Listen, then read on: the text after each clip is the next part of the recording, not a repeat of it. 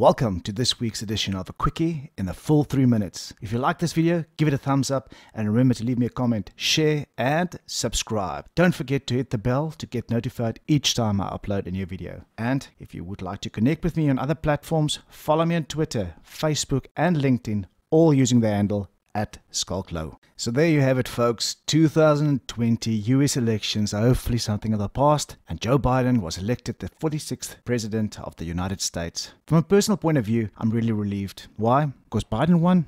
Not at all. We still find ourselves in an extremely challenging environment. COVID-19 pandemic, spike of infections, lockdowns, recessions, in short, a very uncertain few months lying ahead of us. At least with the US elections now behind us, we can focus on the recovery. I therefore don't want to elaborate any further on the US elections, as more than enough time and reports have been dedicated to it. No, in this week's report, I discuss a secondary subject related to these elections, namely gold, and a few very interesting phenomena currently manifesting in the data surrounding gold. As I would not be able to discuss the full report in 3 minutes, I want to encourage everybody to download and read my report with the link I will place in the subject column below. Let's kick off. Is red the new gold?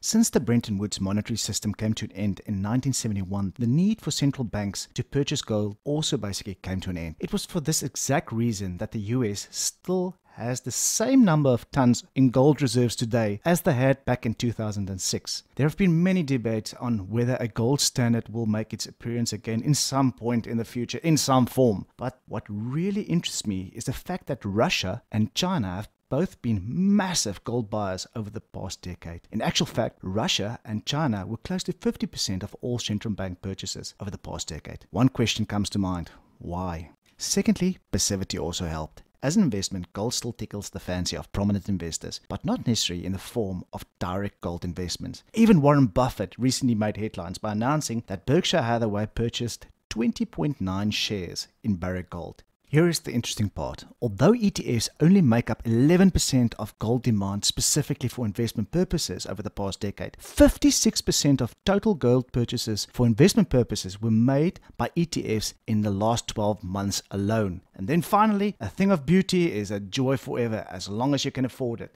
More than 50% of all gold purchases over the past 10 years have been made for the purpose of jewelry manufacturing. This equates to about 550 tons per quarter. With COVID-19 in 2020, the first quarter demand for gold this year dropped down to 321 tons, just to see it drop further in the second quarter to 252 tons. Should there be a second wave of COVID-19, investors should caution buying luxury goods at too high valuations. Thank you for listening, and please give you some feedback. Let me know what you think.